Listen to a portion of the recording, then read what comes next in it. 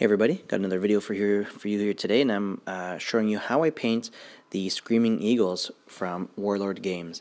Now I bought this box set, the Screaming Eagles box set, I think a year ago or so. I'm not exactly sure, but I bought it for Bolt Action, and I got some guys painted last summer, and you can find that info on my blog and see some pictures. But I decided in the last couple weeks that I wanted to get this box set done. So I have been painting up a few of them in the last little while. I have, after this guy, I have 4 more to go, and I'm picking those up tonight. They've been primed already for me. I've already based them. So this week, in the next few days, I'll get them done, and I'll have a video up in a few days to show that off.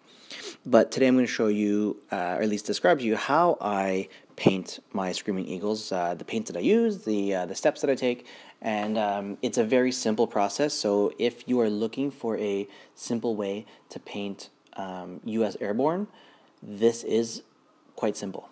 Okay, I got this guy done in, I think it was about 45 minutes, including pictures and including the washes drying, and there's a few washes at the end, and for them to dry and everything, it took me about 45 minutes. I don't think it took me longer than that. So and then, if you're batch painting, it could actually take a little bit less time, but it depends on how you paint. So anyway, so this is him primed. I used Vallejo Desert Tan Prime. You can use white, you can use whatever color. I like this color because it's not white, it's just a little tiny bit off-white. I prefer the lighter prime. I know a lot of people like to prime in black. I don't like to prime in black usually, and this has worked for me. So this is what I've been doing, and it's fine. So I primed in Desert Tan, and the first coat is Jackbone. So I pretty much went over his entire uniform. It got into other places. It's a little sloppy, but that's fine. You're going to paint over that stuff anyway. A nice little layer of Jackbone, and this is P3 paints. And all these paints are going to be P3 paints until I get to the washes. So his uniform is Jackbone. I painted his boots Bloodstone, and if he had any leather, so I didn't paint his chin strap here, but I come back later and use Bloodstone for that. So anything leather, I use Bloodstone. So his boots, if he had a holster, if he had a pistol, so some of these, the Screaming Eagles do have pistols, so that would be Bloodstone as well. His flesh, I used Midland flesh. Now, it's funny, I realized while painting this guy that some of the other paratroopers, I actually painted their hands in the glove in Rucksack Tan, which I used for the gloves.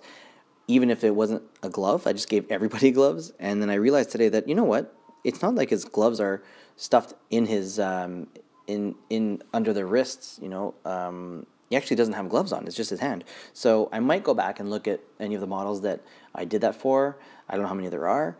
I probably won't fix it because you can't really tell, but I did give this guy actual flesh hands. I also went over a few areas with Trader Green, and that's his helmet, because that's the undercolor of the helmet and like the netting and stuff. The camo strips are going to be a different color, but I paint his helmet Trader Green. The mortar shell I paint Trader Green. The handle of his shovel, of his digging tool, that's Trader Green.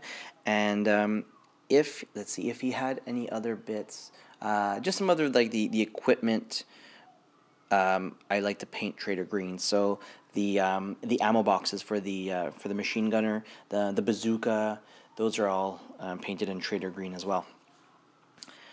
Then I went with Troll Blood Highlight, and this is it's like a gray, and I went over the all of his webbing. So his any tool pouch, like his pouches, the cover of his digging tool, the straps on his helmet, his shoulder straps.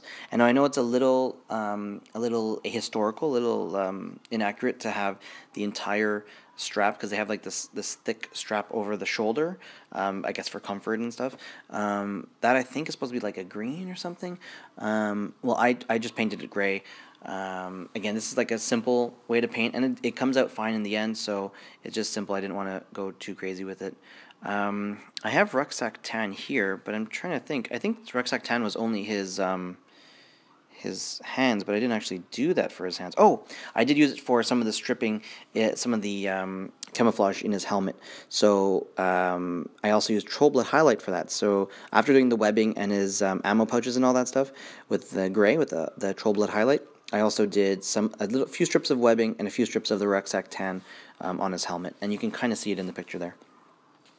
And then Ordic Olive, I did the last few strips in his netting on his helmet, and I also did his shoulder pads and knee pads, and this is what I've done for all of them. Ordic Olive, it looks really bright right now, but after the wash it does subdue and it blends a lot better. Pig Iron, for this model, the only thing that was metal that I painted was the cap on his canteen. On other figures, I would use Pig Iron on his weapon, so either his Thompson or his M1 Garand or the M1 carbine. And then for the wood, I think I used Blood Tracker Brown for the wood on the weapons, but this guy doesn't have a weapon, so I didn't need to worry about it. But I think it's Blood Tracker Brown and Pig Iron for the weapons. And then Umber, dark brown, went on the soles of his boots, just so it's not just one big leather color. Before I washed, I went back and did touch-ups, so there was a bit too much gray on his face. A few areas of his uniform got some paint on it, and I had to fix those up. Very few, thankfully, this time. And then I gave him 2 washes. The uniform, his face, his helmet, everything, pretty much everything got a Seraphim Sepia wash from Citadel, or I guess it's a shade now, but it's a Seraphim Sepia wash. And then, oh, he's kind of blurry in there, but his boots got an Ogren Flesh wash, and I wanted the boots to have that a bit of a darker wash, and that's what I've done for all of them, and they've turned out fine, I think. So, yeah, that was it. So that took about 45 minutes, again, including pictures and stuff, and I think chatting as well. So that, you could probably pump out a one figure like this, in between half an hour and 45 minutes if you know what you're doing, especially if they're the same colors. If it's like a regular trooper, it's standing up is easier, I think, if he was standing. But anyway, he's a little wet there. Once he dries, he looks like this, and this is actually how he's going to look. He's laying down.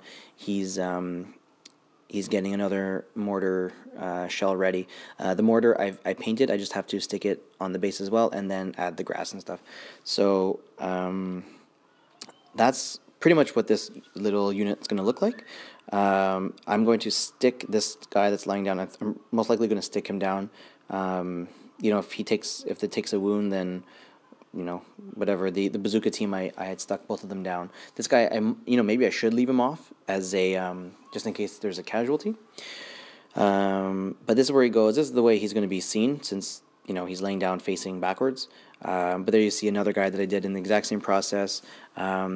That guy has I think that's like a medical pouch on his helmet, like where they have like a little first aid kit. I'm pretty sure that's what that was. That's on the helmet. That was in gray as well. I pretty much used the same colors for everybody. Oh, you know what? Actually, this is a good angle because you can see some extra stuff. I forgot to say that on his boot, you can see he's got the little scabbard for his bayonet.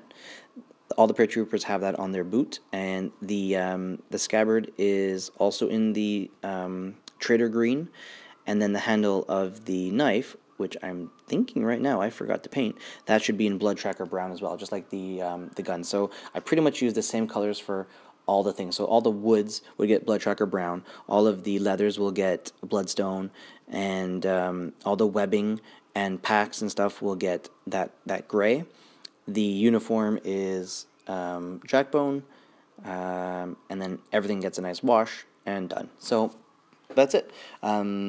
Quick, easy way to paint one of these guys.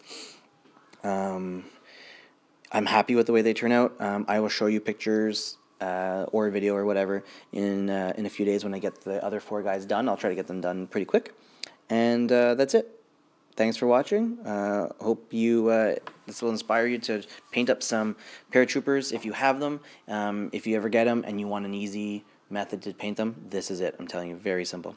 So again, thanks for watching, and have a good one. Bye.